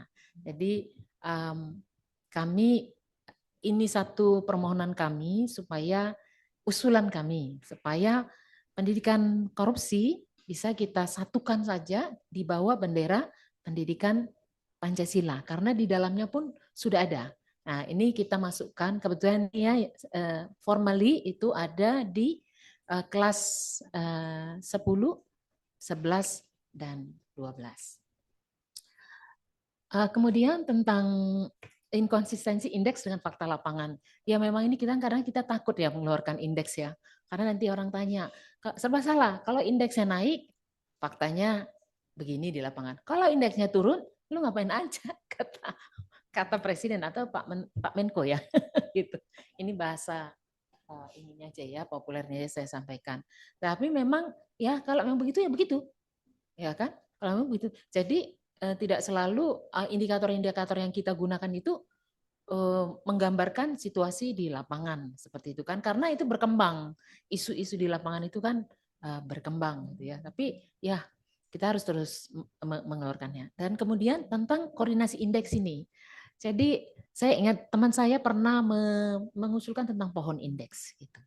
Kalau kita melihat misalnya indeks demokrasi Indonesia itu kan aktualisasi sila keempat. Jadi apakah ini cabang dari indeks aktualisasi Pancasila di sila keempat? Nah ini pekerjaan menantang nih Pak Asdep. Bagaimana indeks-indeks yang ada di RPJMN itu kita buatkan, kita petakan gitu dalam satu pohon indeks. Mungkin pohon indeksnya adalah IAP, Indeks Aktualisasi Pancasila. Ini wacana dari kami. Karena supaya sinkronis gitu. Ketika IAP sila keempat bagus, tetapi di ID jelek, kan itu kan jadi bertanya kan gitu ya. Jadi bertanya. Jadi ini pekerjaan yang menantang, tapi saya pikir sangat bagus dalam tata kelola kita. Jadi mungkin indeks besarnya itu ada di IAP, turunannya kemudian diturunkan pada indeks ID, misalnya indeks pembangunan pemuda, gitu kan, indeks kerukunan di sila 1 gitu kan. Pasti orang akan menanyakan apa hubungan antara indeks kerukunan dengan IAP sila pertama gitu. Apakah ada korelasinya? Apakah berdiri sendiri? Nanti berdiri sendiri kenapa tidak dikorelasikan seperti dia? Ini wacana dari kami Pak, tapi saya pikir itu sesuatu yang pantaslah untuk kita mungkin bicarakan lebih lanjut. Tentang kolaborasi, tentu kami dengan sangat senang hati, inilah kami selalu menyebutnya kerja-kerja ideologis itu kolaborasi ini. Iya Bu ya. Jadi berkoordinasi ke ruang sebelah gitu ya, menunggu dia gitu ya, memastikan seini itu gregetan gitu ya. Gregetan, apalagi kita lintas sektor. Jadi PMK di sini Pak sangat mulia perannya. Sangat mulia perannya. Ya rajin-rajinlah Bapak datang ke BPIP Pak gitu. Mengecek gitu ya Pak. Mengecek ini BPIP kerja sendiri nih gitu ya Pak. Ya kan? Kami kan organisasi baru Pak. Silakan Pak. Apalagi nih pembentukan karakter ada di Bapak kan ya gitu ya. Jadi sangat nyambung lah. Silakan Pak, kami dikunjungi, kita ngobrol-ngobrol kayaknya karena kita shared goal ya, pembentukan karakter kami dari sisi ideologis, Bapak Ibu dari sisi aktualisasinya seperti itu kan. Jadi dan ini payungnya ada di Kemenko PMK. Dan untuk BTU ini pun kami titip juga dukungannya Pak supaya implementasi buku teks tentang Pancasila yang sama-sama kita rindukan gitu. Apalagi kita si rambut putih ya Pak. Itu kan pasti langsung teringat pengalaman kita waktu dulu. Mungkin itu beberapa dan kami terima kasih Bapak Ibu sudah men-tagging kegiatannya dalam kerangka peta jalan pembinaan ideologi Pancasila. Jadi itu Pak, nanti outputnya kan juga bisa diukur dari situ. Ya, pencapaiannya seperti apa. Ya, jadi memang Kemenko PMK ini lumayan complicated lah pekerjaannya ya. Semangat ya Pak ya. Kita bersama kita bisa. Demikian mungkin mudah-mudahan bermanfaat apa yang kami sampaikan. Terima kasih. Salam Pancasila. Salam Pancasila. Baik, terima kasih Bu Elvida. Tapi IAP masih rutin diukur ya Bu? Masih Pak. Oke, masih. baik, terima kasih. Sebetulnya kalau dengan BPIP, cuman mungkin dengan direktoratnya Ibu aja yang kita sudah sowan juga sih, sudah ketemu. Iya, jadi waduh, iya berarti memang kurang jauh anunya jalan-jalannya. Baik, terima kasih masukannya. Maaf, kemarin kami melakukan evaluasi terhadap diklat PIP terhadap ASN, diklat PIP. Jadi hasilnya itu secara sikap mereka menunjukkan nilai yang tinggi gitu. Nah, secara sikap menunjukkan nilai yang tinggi. Kalau diperhadapkan pada situasi tertentu, mereka juga menunjukkan nilai yang lumayan tinggi. Dari sisi penalaran moral, mungkin Bapak Ibu pernah dengar ya penalaran moral. Jadi kita penalaran moral kita ini ada 6, tapi saya bikin 3 aja. Penalaran moral yang paling minor adalah di anak-anak. Misalnya dia menerobos lapangan rumput, dia itu menerobos atau tidak, apakah hadiah atau adakah hukuman gitu. Jadi kalau ada hadiah dia nggak nerobos. Kalau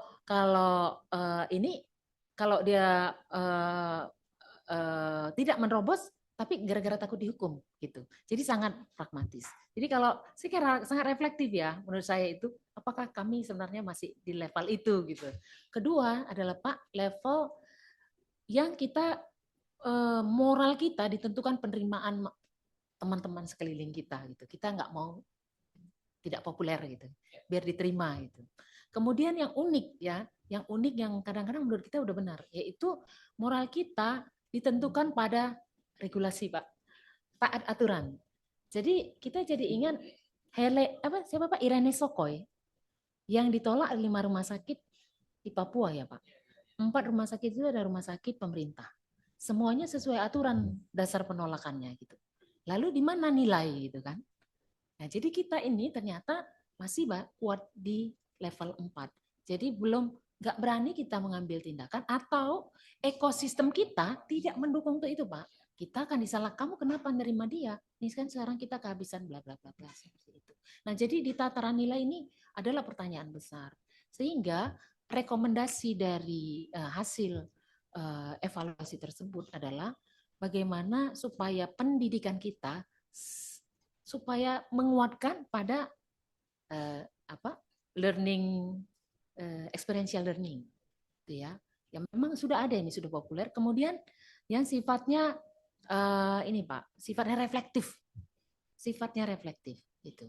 Lalu rekomendasi berikutnya adalah membuat, ini termasuk juga yang korupsi nih Pak, bagaimana menciptakan lingkungan yang kondusif supaya praktek korupsi dalam hal ini salah satunya itu tidak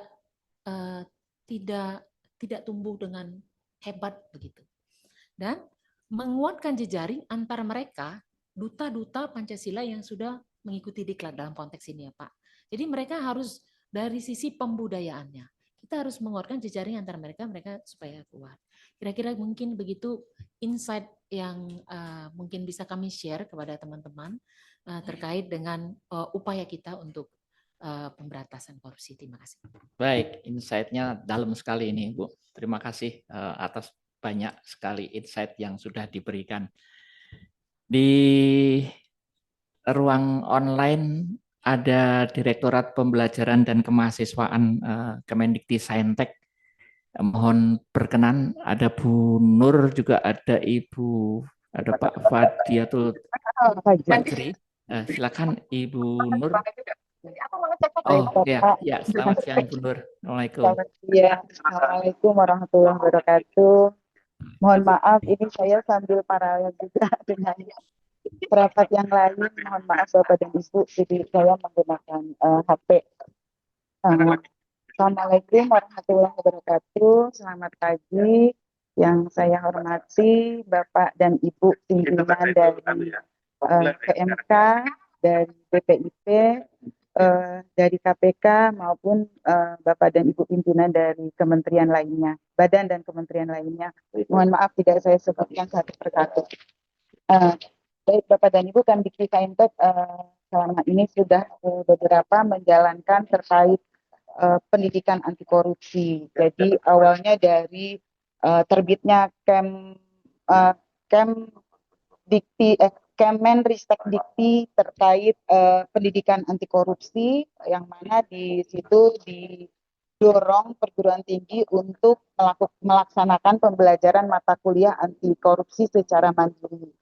Namun ternyata terdapat beberapa kesulitan oleh perguruan tinggi dalam melaksanakannya, diantaranya dengan sudah begitu padatnya beban SKS, lalu kurangnya sumber daya, baik sumber daya manusia yang kompeten dalam pendidikan anti korupsi maupun sumber daya dalam hal pembiayaan, mengingat dengan adanya mata kuliah mandiri artinya akan ada beban SKS tambahan untuk perguruan tinggi maupun program studi. Jadi namun demikian ada beberapa perguruan tinggi, sudah banyak perguruan tinggi yang juga mampu melaksanakan mata kuliah terkait pendidikan anti korupsi, tentang pendidikan anti korupsi secara mandiri, baik di perguruan tinggi negeri maupun perguruan tinggi swasta. Namun tidak semua perguruan tinggi dapat melaksanakan itu.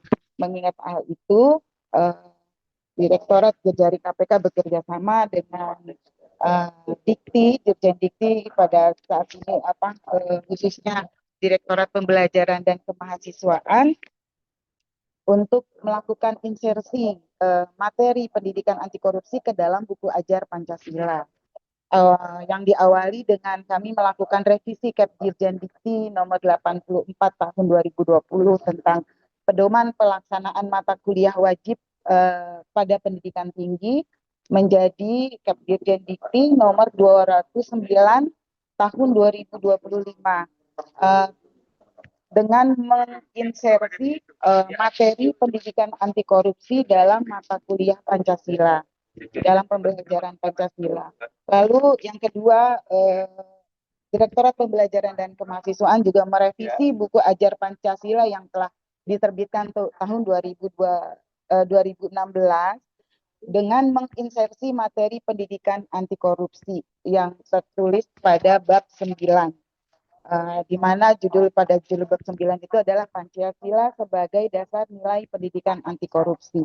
Jadi dalam menyusun buku ajar Pancasila yang insya Allah akan diterbitkan pada tahun ini, kalau dapat berjalan lancar gitu, kami melakukan kerjasama atau kolaborasi dengan BPIP, KPK, dan juga dengan Kementerian Koperasi. Seyogyanya buku ini akan diterbitkan, akan kami lakukan penyuntingan dulu, lalu layout, lalu dilakukan review oleh BPIP dan bisa kami ISBN-kan. Namun ternyata ada permintaan lagi dari Kementerian Koperasi untuk menambah materi terkait pendidikan terkait ekonomi koperasi, sehingga kami menunda untuk penerbitan atau penyuntingan buku ajar tersebut dengan memasukkan materi terkait pendidikan koperasi, di mana dalam bab tersebut Pancasila sebagai dasar nilai pendidikan anti korupsi, pendidikan koperasi. Karenanya jadi buku ini masih dalam taraf finalisasi Bapak dan Ibu. Di mana dalam buku Pancasila itu pendidikan anti korupsi ini masuk dalam CPMK 4. Jadi di dalam CPMK 4 ini bahwa mahasiswa mampu mengevaluasi kasus-kasus penyimpangan etik dalam penyelenggaraan negara dari perspektif Pancasila, di mana Pancasila sebagai dasar nilai dari pendidikan anti korupsi. Di mana di sub CPMK-nya itu bahwa mahasiswa itu harus mampu menjelaskan konsep dasar pendidikan anti korupsi dalam perspektif Pancasila dan juga mampu menunjukkan sikap antipati terhadap korupsi dan melakukan anti korupsi. Di samping itu juga Direktorat Pembelajaran dan Kemahasiswaan mendorong perguruan tinggi untuk melaksanakan proses pembelajaran mata kuliah wajib kurikulum pendidikan tinggi pada tentunya pendidikan Pancasila, itu untuk bagaimana proses pembelajarannya itu dapat dilaksanakan berpusat pada mahasiswa.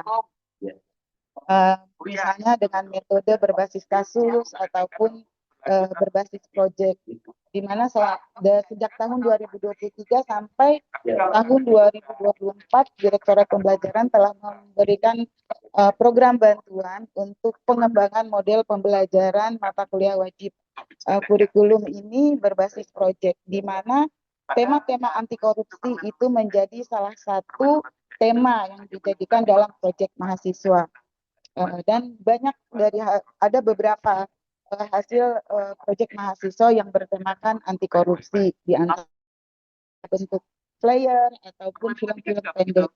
Yang cukup menarik adalah film-film pendek itu dibuat oleh mahasiswa lebih ke realita nyata keseharian mahasiswa. Misalnya di dalam film pendek itu bagaimana mereka melakukan kegiatan studi tour, di mana ada beberapa mahasiswa yang menjadi panitia penyelenggara. Nah, di dalam kegiatan panitia penyelenggara itu ada pengelolaan keuangan. Jadi terjadilah diskusi ketika kegiatan itu selesai, ternyata bagaimana keuangan ini ada kita gunakan untuk ada yang sebagian panitia, bagaimana kalau untuk pembubaran panitia, bagaimana untuk, nah disitulah terjadi proses pembelajaran siswa bahwa ketika mereka diberikan untuk mengelola keuangan suatu acara ataupun suatu kegiatan, disitulah amanat untuk tidak melaksanakan korupsi itu terjadi gitu. Jadi intinya dari intisari dari film pendek yang dibuat oleh mahasiswa itu adalah bahwa korupsi itu tidak hanya bisa dilakukan ketika seseorang menjadi pejabat atau dia menjadi suatu pimpinan di sebuah perusahaan ataupun di kementerian ataupun di pemerintah daerah gitu. Tetapi ketika dia menjadi seorang mahasiswa yang dipercayakan untuk mengelola keuangan, itu juga bisa terjadi pelanggaran korupsi gitu. Nah, disitulah pesan-pesan moral yang dapat disampaikan oleh mahasiswa melalui tema anti korupsi ini.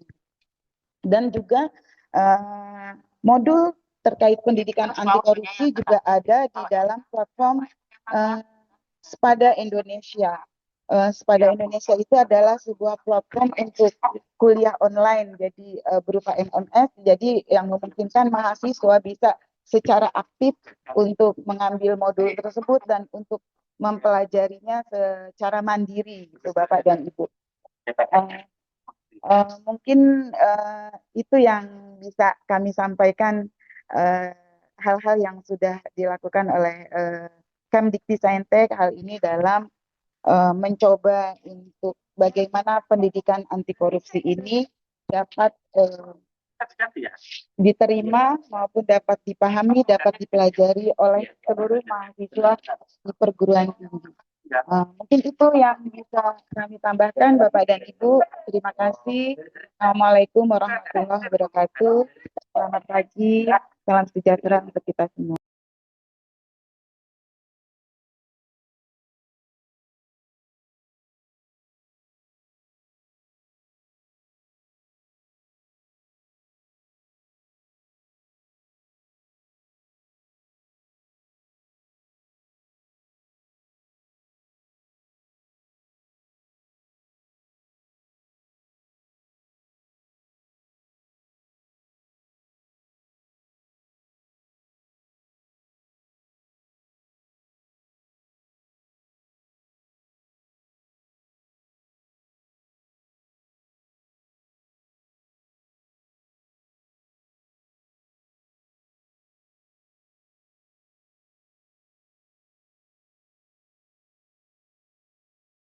Korupsi ini. Baik, selanjutnya kami mengundang dari Bappenas sebagai salah satu kementerian yang ikut menandatangani komitmen bersama ini. Dari Bappenas, apakah masih monitor? Ada Pak Farzan dan dari ya hadir Pak. Baik, silakan Bapak atau Ibu yang dari Bappenas. Iya, mohon izin. Utamanya mengenai RPJMN ini ternyata tadi berbagai kesempatan tadi sempat disampaikan oleh Bu Direktur KPK, ternyata yang sudah dicantumkan di dalam RPJMN termasuk yang belum sempat terukur di 2 tahun ini, utamanya tadi IPAK. Silakan Pak atau Ibu dari Bappenas dengan Ibu. Ya, kasih banyak Bapak Ibu semua. Mohon izin nanti mungkin bisa ditambahkan juga oleh rekan saya, ada Ibu Puri ya.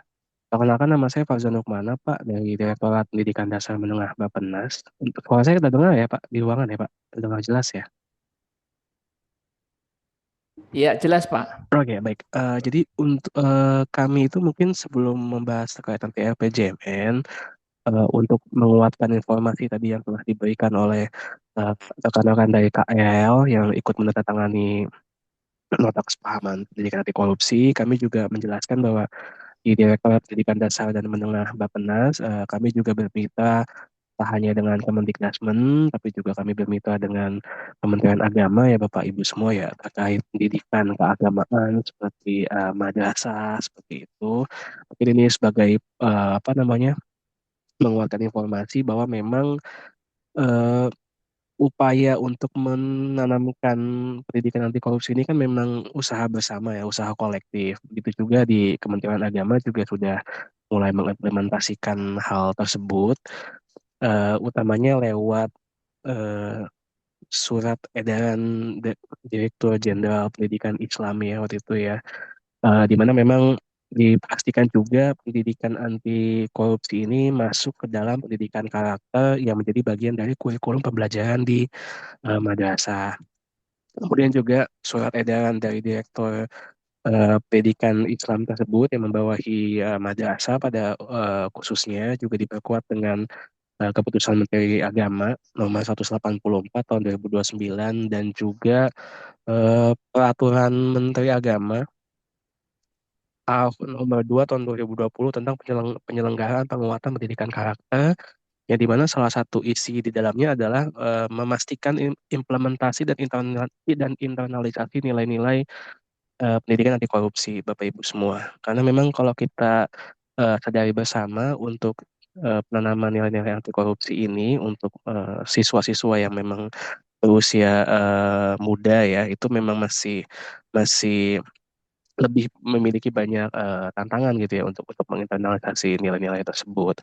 Kemudian untuk yang terkait, mohon maaf ini Pak, tadi mungkin saya juga masih agak bingung ya. Kalau yang tadi terkait RPJMN dengan IPA IPAK-nya gimana Pak? Mohon bisa diulang Pak untuk pertanyaannya Pak. Salah satu indikator pengukuran yang dikawal KPK itu kan IPAK. Oh namun iya, faktanya baik. ya. Iya baik. Ini mungkin rekan saya Ibu Puri bisa menjelaskan. Silakan Bu Puri. Ya, silakan Bu Puri. Ya, izin Bapak Ibu semuanya, perkenalkan saya Puri dari Direktorat PDM Bappenas. Sebelumnya terkait IPAK ini memang belum tersedia Pak kalau untuk di bidang pendidikan, karena IPAK ini dan KPK itu merupakan mendukung PN 1, Akta 1 dan Akta 7 yang mendukung pembangunan di bidang hukum dan regulasi ya. Jadi untuk indikator IPAK ini masuk dalam program prioritas pencegahan dan pemberantasan korupsi serta PPPU. Untuk saat ini untuk di lingkup pendidikan dasar dan menengah, untuk indikator khusus pendidikan anti korupsi ini memang belum ada Bapak Ibu. Namun kami sangat mengapresiasi terkait program tersebut dikarenakan hal tersebut dapat mendukung indikator-indikator pada RPJMN pada lingkup pendidikan dasar dan menengah, diantaranya indikator terkait persentase pendidikan yang memiliki indeks karakter yang pada kategori baik, yang meliputi beriman, bertakwa kepada Tuhan Yang Maha Esa, berakhlak mulia, bergotong royong, kreatif, benar, kritis, mandiri, dan berkebinekaan global. Serta mungkin untuk pelaksanaan pendidikan anti korupsi ini dibutuhkan juga komitmen dari sekolah serta Pemda juga untuk mendukung pelaksanaannya di sekolah. Dikarenakan untuk saat ini kan juga belum ada kurikulum khusus yang menangani untuk pendidikan anti korupsi ya, sepengetahuan kami. Namun terkait bahan ajar KLIK juga sudah mulai diproduksi, kami sangat mendukung, serta kami juga menyarankan adanya pengaruh utamaan pada materi-materi pembelajaran di semua materi pembelajaran, khususnya untuk pendidikan dasar dan menengah, sehingga pendidikan anti korupsi ini tidak hanya dikenalkan dalam satu materi saja, namun bisa memiliki kesinambungan di seluruh mata pelajaran begitu. Namun memang sebenarnya untuk indikator RPJMN di lingkup pendidikan dasar dan menengah ini memang belum tersedia Bapak Ibu, dikarenakan indikator-indikator kami ini kami juga koordinasikan dengan Kemendikbud dan juga Kemenak terkait indikator apa saja yang dimiliki, serta untuk KPK sendiri terkait indikator IPAK ini memang bukan mitra langsung dari kami dari pendidikan dasar dan menengah, sehingga indikatornya mungkin masuk di hukum dan regulasi begitu. Terima kasih. Ya, setuju Bu Puri, memang enggak di pendidikan dasar dan menengah. Tapi informasi utama tadi memang belum ada kurikulum khusus, tapi tadi sudah diuraikan baik dari Kemendikdasmen maupun dari dari KPK bahwa insersi itu sudah dilakukan. Bahkan tadi ya insersi sudah dilakukan tanpa menambah mata pelajaran. Baik, terima kasih Bu Puri. Terima kasih Bu Puri. Ya. Mungkin masih ada yang belum berkesempatan untuk menyampaikan pendapat. Di KPK ada tim. Tambahan sedikit kalau boleh Pak. Terima kasih Pak atas kesempatannya. Terima kasih kepada Bapak Ibu sekalian. Jadi memang kami sampaikan Pak Gatot dari Menko bahwa KPK dengan tadi Dikdasmen dengan Direktur SD juga sudah ada kegiatan ya Pak ya, bahkan beberapa bahan kita juga mau diupload di webnya, jadi nanti akan insya Allah akan jalan dan nanti kegiatan kami siap support gitu. Terus kemudian mungkin kami informasikan tadi setuju sekali Bu, misalnya dimasukkan ke dalam Pancasila. Jadi untuk memang untuk level dasar kita tidak bisa ngomongin korupsinya sebagai korupsi gitu ya. Jadi kita membangun nilai-nilai. Nah, kemarin KPK membangun peta kompetensi ini bersama juga dengan Puskur. Ini sudah ada leveling dari level PAUD sampai menengah. Jadi ini adalah peta kompetensinya Ibu Bapak sekalian. Jadi kita coba bangun nih pasti mirip dengan yang dibangun oleh teman-teman di BPIP gitu, bahwa untuk membangun nilai anti korupsi paling tidak orang pertama menjalankan aturan secara sadar dan konsisten. Itu basic ya Bu ya. Tadi kan seperti Bu Elvida juga sampaikan, ini basic sekali, bare minimum. Kemudian dia harus menghormati hak pemilikan, bertanggung jawab atas penggunaan barang milik pribadi dan orang lain. Karena kita juga lihat koruptor itu kan berarti dia ngambil hak publik, ngambil hak barang milik negara ya. Jadi nah itu yang kita coba bangun. Kemudian menjaga amanah termasuk dalam situasi konflik kepentingan, mungkin itu sudah masuk ke nilai tadi yang Ibu sampaikan ya Bu ya. Kemudian mengambil keputusan menjunjung tinggi nilai-nilai integritas dalam menghadapi situasi dilema etik. Nah ini sudah mulai dia ketika ada pertentangan. Baru yang terakhir adalah memiliki literasi anti korupsi, maksudnya dia mulai bergerak. Jadi mungkin kalau mungkin SMA itu sudah mulai ada bikin campaign misalnya anti nyontek atau apa seperti itu. Jadi ini adalah yang sama-sama dibangun bersama Mendikdasmen dan bisa masuk ke mata pelajarannya, bisa jadi masuk ke Pancasila atau mungkin bisa masuk ke mata pelajaran yang lain di beberapa yang kemarin kita identifikasi, bisa masuk ke dalam sosiologi dan bahasa Indonesia juga selain dari situ. Jadi pengaruh utamaannya seperti itu. Jadi ini sebagai informasi awal. Dan mudah-mudahan sih ke depan bisa lebih erat ya Bu ya, kerjasama dengan dengan BPIP, dengan Desmen dan Dikti dan juga dengan Mendagri Pak, karena tadi Pak Gatot paling jauh gitu jangkauannya gitu. Nah, dan kami juga menyambut baik ya bahwa BPIP fokusnya tahun ini juga masuk ke penyelenggaraan negara, karena kita lihat sendiri kemarin ya skor indeks persepsi korupsi kita turun lagi Ibu Bapak sekalian, dan itu sebenarnya adalah komposit dari berbagai nilai, dan kebanyakan nilai-nilainya itu adalah nilai dari orang yang dipersepsi terhadap pelayanan publik gitu. Jadi ini juga PR di daerah ya, ketika orang disurvei apakah ketika kamu ngurus sesuatu menyuap apa tidak, itu kita nggak tahu yang disurvei siapa, orang di daerah manapun kita nggak tahu gitu ya. Jadi tapi itu fact-nya gitu, dan menarik sekali kalau itu mungkin dari teman-teman Bappenas ini diturunkan indeks-indeks ini siapa yang bertanggung jawab bawah-bawahnya, karena itu ya, tidak semuanya ada di KPK itunya. Ya ini mungkin itu, dan terima kasih sekali lagi atas kerjasama. Semoga kolaborasi 2026 ini semakin erat ya kita antar KL ini. Terima kasih. Assalamualaikum warahmatullahi wabarakatuh. Waalaikumsalam warahmatullahi wabarakatuh. Insya Allah Bu, jadi sesuai arahan Pak Menko kami pokoknya kawal terus ya, kami harus menjalankan itu. Ya, terima kasih atas kerjasama selama ini. Mungkin dari forum yang lain atau dari internal teman-teman dari PMK, ada yang mau berkomentar? Dari cukup? Ya baik. Kalau nggak ada, ya Pak Jerry, silakan. Izin Pak, Ibu sekalian, menambahkan saja sih sebenarnya tadi sudah disampaikan oleh Bu Dian terkait dengan kegiatan tahun 2026 ini, Bu.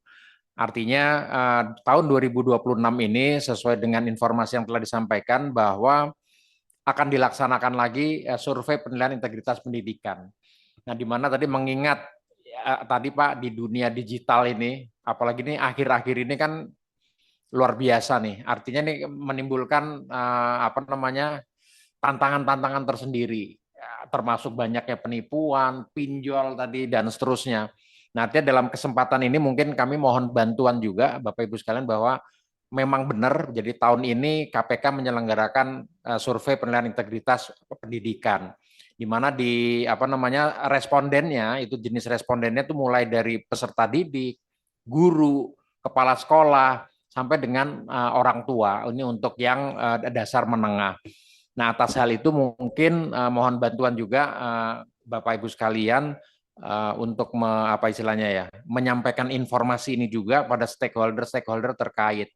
Misalnya kayak di dinas-dinas nih Pak, misalnya karena jangkauan yang tadi paling luas Pak.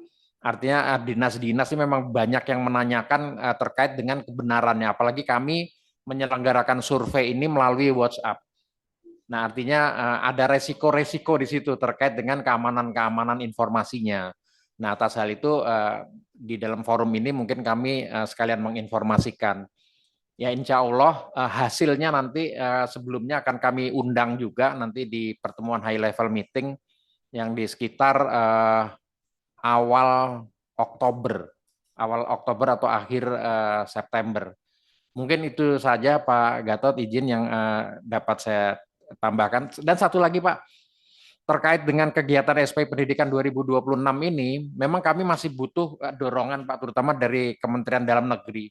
Mengingat masih banyak dinas pendidikan, dinas ataupun sekolah yang menjadi sampling itu yang masih perlu dorongan gitu Pak dari pemerintah daerah masing-masing. Mungkin itu saja sih Pak. Sekali lagi terima kasih. Mohon bantuan Bapak Ibu sekalian. Terima kasih. Baik. Yeah.